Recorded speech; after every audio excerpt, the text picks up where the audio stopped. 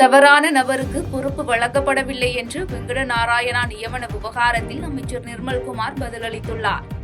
இதுகுறித்து மதுரையில் செய்தியாளர்களிடம் பேசிய அமைச்சர் நிர்மல்குமார், ஜனநாயகன் பட தயாரிப்பாளரை தில்லி பிரதிநிதியாக நியமிக்கப்பட்டுள்ளதற்கு எழும் எதிர்ப்புகள் குறித்து கேள்விக்கு, தில்லி பிரதிநிதியாக நியமிக்கப்பட்டுள்ள வெங்கடநாராயணா கர்நாடகத்தைச் சேர்ந்தவர் அல்ல என்றும், அந்த பொறுப்பிலிருந்து அவர் எந்த முக்கிய முடிவுகளையும் எடுக்க மாட்டார் எனவும் விளக்கமளித்து பேசினார். மேலும் முதலமைச்சர் விஜய்க்கு பல அழுத்தங்கள் வந்தபோது அவர் உடன் இருந்ததாகவும், தவறான நபருக்கு அப்பொறுப்பு வழங்கப்படவில்லை என்றும் அவர் கருத்து தெரிவித்தார். தொடர்ந்து இஸ்லாமியராக மதம் மாறுபவர்களுக்கு இடஒதுக்கீட்டு உரிமை வழங்கும் அரசாணையை உயர்நீதிமன்ற கிளை ரத்து செய்தது குறித்த கேள்விக்கு, அந்த நீதிமன்ற தீர்ப்பை எதிர்த்து மேல்முறையீடு செய்யப்படும் எனவும் பதிலளித்தார். பல அழுத்தங்களையும் தாண்டி எங்களுடைய தலைவரோட நேர்ப்பவர், அதனால ஒன்றும் தப்பு இல்லை. அவரோட நம்பிக்கையானவர். அவருக்கு பணம் ஒரு பெரிய விஷயம் கிடையாது, இல்லை இந்த பொறுப்பு தான் பெரிய விஷயம் கிடையாது. நம்பிக்கையான நபர். அவர் கர்நாடகத்தை சேர்ந்தவர் இல்லை. இது சும்மா அரசியலுக்காக சொல்றாங்க. நம்பிக்கையான நபர், அதுல ஒன்றும் தப்பு இல்லை. அவர் பெரிய முடிவுகளையும் எடுக்க போறது இல்லை. இது பெருசா பூதகரமாக்குறவர் ஒன்றும் இல்லை. ஏன்னா அவர் பிரதிநிதியாக இருந்து ஒரு அரசுக்கு ஒரு சின்ன சின்ன கோஆர்டினேஷன்ஸ் பண்ண போறாரு. இது முன்னாடி என்ன பண்ணாங்கன்னா ஒரு சின்ன பொறுப்பாக தான் இருந்தது. அது ஒரு 15 ஆண்டுகளாக அது ஒரு பெரிய லெவல் பொறுப்பாக ப்ரொஜெக்ட் பண்ணப்படுது. ஏன்னா யார் யாருக்கெல்லாம் பொறுப்புகள் கொடுக்க முடியலையோ அவங்களுக்குலாம் ஒரு டெம்பரரியா கொடுத்து இவங்க வச்சிருந்தாங்க. முன்னாடி திமுகவோ அதிமுக யாராவது ஒருத்தருக்கு சும்மா கொடுத்துட்டு, இப்ப முன்னாடி அவருக்கு திரு தலாவை சுந்தரத்துக்கு கொடுத்தாங்க, அந்த மாதிரி கொடுத்துருந்தாங்க. ஸோ அவங்களுக்கு கொடுத்து அவங்களுக்கு வண்டியெல்லாம் கொடுத்து வச்சிருந்தாங்க. இவருக்கு அதெல்லாம் தேவையில்லை, எல்லாமே அவருக்கு இருக்கு. சும்மா ஒரு சின்ன பொறுப்பு தான். நம்பிக்கையான நபர் தேவை. அதுல ஒன்றும் அங்க ஏற்கனவே தெரிஞ்சு அங்க இருக்க டிபார்ட்மெண்ட்டை தெரிஞ்சவங்க கோஆர்டினேஷன் தான். இது இவ்வளவு பெருசா பேச வேண்டிய அளவுக்கு ஒரு பெரிய விஷயமே. முதலமைச்சர் விஜயிடம் 50 கோடி ரூபாய் வாங்கியதாக வெளியான விமர்சனங்களுக்கு மதிமுக பொதுச் செயலாளர் வைகோ விளக்கமளித்துள்ளார். சென்னை அண்ணா நகரில் நடைபெற்ற மதிமுகவின் 32வது பொதுக்குழு கூட்டத்தில் திமுக கூட்டணியில் இருந்து விலகுவதாக மதிமுக பொதுச் செயலாளர் வைகோ தெரிவித்தார். பின்னர் பொதுக்குழு கூட்டத்திற்கு பின் செய்தியாளர்களை சந்தித்த வைகோ, திமுகவுடன் தோழமையில் இருப்பது சாத்தியமில்லை என்ற முடிவுக்கு வந்துள்ளதாகவும், சட்டப்பேரவை இடைத்தேர்தலிலும் உள்ளாட்சி தேர்தலிலும் தவேகாவுடன் தோழமை ஏற்படும் வகையில் தங்களது ஆதரவை அளிப்போம் எனவும் தெரிவித்தார். மேலும் தொடர்ந்து பேசிய அவர், கடந்த சில நாட்களுக்கு முன்னதாக நானும் என் குடும்பத்தினரும் விஜயை சந்தித்து 50 கோடி ரூபாய் வாங்கிவிட்டதாக திமுகவினர் அபாண்டமாக பழி சுமத்தி வருவதாகவும், கட்சிக்காக 103 ஆண்டுகள் பழமையான என்னுடைய பூர்வ சொத்தை விற்றதாகவும் அவர் விளக்கமளித்து பேசினார். மேலும் முதலமைச்சர் விஜயிடம் 50 கோடி ரூபாய் வாங்கியதாக பொய் பரப்பியவர்கள் மீது மான நஷ்ட வழக்கு தொடர உள்ளதாகவும் தெரிவித்தார். போதை பழக்கம் இல்லாதவர் அமைச்சர் சரத்குமார் என்பதை மருத்துவ ரீதியாக நிரூபிக்க வேண்டும் என திமுக முன்னாள் அமைச்சர் கீதா ஜீவன் பேட்டியளித்துள்ளார். தூத்துக்குடி மாவட்டம் கோவில்பட்டி வேலாயுதபுரத்தில் பெருந்தலைவர் காமராஜரின் 124வது பிறந்த நாளை முன்னிட்டு பள்ளி கல்லூரி மாணவிகளுக்கான பேச்சு போட்டிகள் நடைபெற்றது. இதில் திமுக முன்னாள் அமைச்சர் கீதா ஜீவன் பங்கேற்று போட்டியில் வெற்றி பெற்ற மாணவ மாணவிகளுக்கு பரிசுகளை வழங்கினார். இதனைத் தொடர்ந்து செய்தியாளர்களை சந்தித்த அவர், டெல்லி பிரதிநிதியாக நியமிக்கப்பட்டுள்ள வெங்கடநாராயணா காவிரி மேகதாது அணை பிரச்சனையில் கர்நாடகத்திற்கு ஆதரவாக இருப்பாரா அல்லது தமிழகத்திற்கு ஆதரவாக இருப்பாரா என கேள்வி எழுப்பிய அவர், தயாரிப்பாளர் என்பதற்காக ஒரு பொறுப்பு வழங்குவது கண்டிக்கத்தக்கது என சாடி பேசினார். மேலும் அமைச்சர் சரத்குமார் குறித்து பேசிய அவர், தான் போதை மாத்திரை எடுக்கிறவர் கிடையாது என மருத்துவ சான்றிதழ் மூலம் நிரூபிக்க வேண்டும் எனவும், அந்த அமைச்சர் மீது முதலமைச்சர் நடவடிக்கை எடுக்க வேண்டும் எனவும் வலியுறுத்தி பேசினார். என்னன்னு தெரியலங்க, டெல்லி சிறப்பு பிரதிநிதியா ஒரு கன்னடத்துக்காரரை போட்டிருக்காங்க. அதுவும் ஜனநாயகன் பட தயாரிப்பாளரா. அப்ப அவருடைய படத்தை தயாரிச்சான்னா அதுக்கு தகுதியானவர் ஆயிடுவாரா? அவருக்கு தமிழ் தெரியுமா?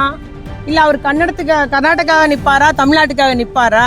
யாருக்காக? ஒரு டெல்லி சிறப்பு பிரதிநிதினா ஒன்றிய அரசுக்கும் தமிழ்நாட்டு அரசுக்கும் இடையில ஒரு பாலமா இருந்து செயல்படக்கூடியவங்க தமிழ்நாட்டு வளர்ச்சிக்காக பணியாற்றணும். இப்ப காவேரி இந்த மேகதாது அணைக்கட்டல் அவருக்கு ஆதரவு, கன்னடத்துக்கு அங்க ஆதரவா இருப்பாரா, நமக்கு ஆதரவா இருப்பாரா?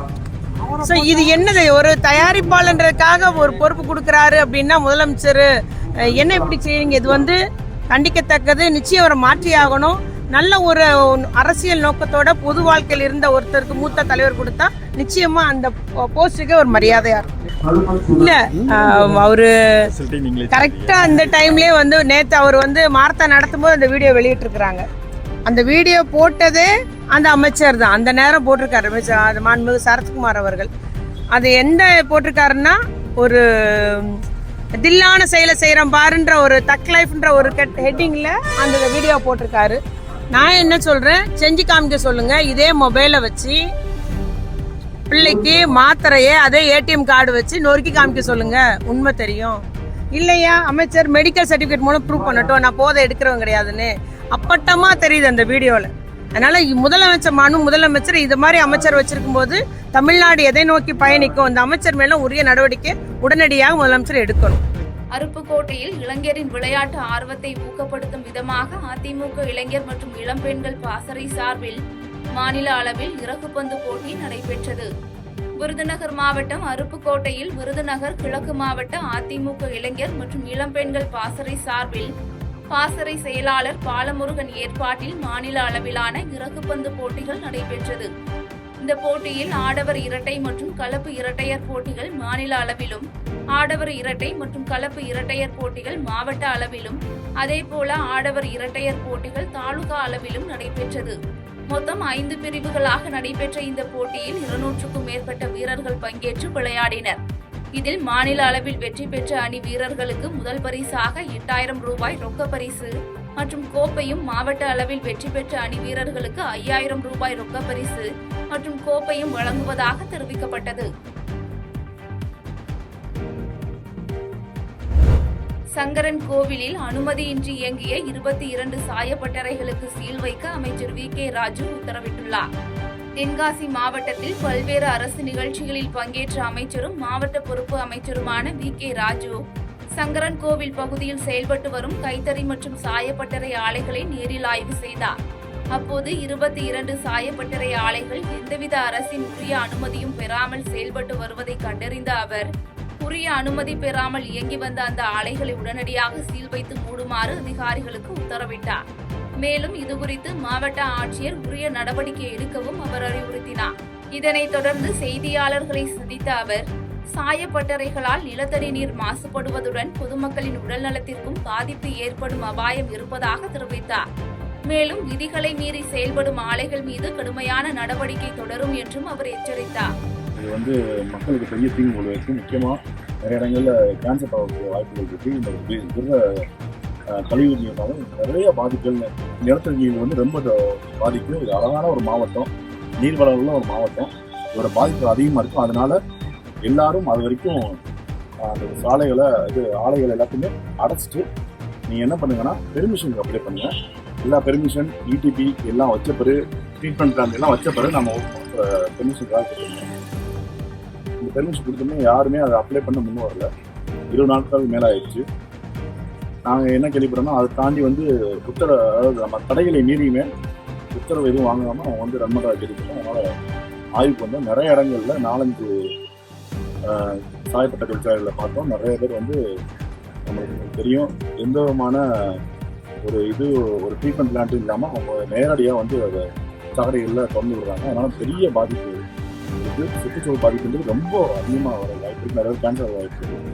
அதனால் உடனே ஆக்ஷன் எடுத்து 22 ஆலைகளையும் நடவடிக்கை எடுக்குமாறு மாவட்ட ஆட்சியர் உத்தரவிட்டிருக்கோம். செய்திகளை உடனுக்குடன் தெரிந்து கொள்ள கீழ்கண்ட கேபிள் மற்றும் டிடிஹெச் நெட்வொர்க்குகளில் எம்நாடு செய்தி தொலைக்காட்சியை காணுங்கள். பாதகம் செய்பவரை கண்டால் நாம் பயம் கொள்ளலாகாது பாப்பா. மோதி மிதித்து விடு பாப்பா, அவர் முகத்தில் உமிழ்ந்து விடு பாப்பா. அண்மை செய்திகளை உடனுக்குடன் தெரிந்து கொள்ள இணைந்திருங்கள் எம்நாடு தொலைக்காட்சியுடன்.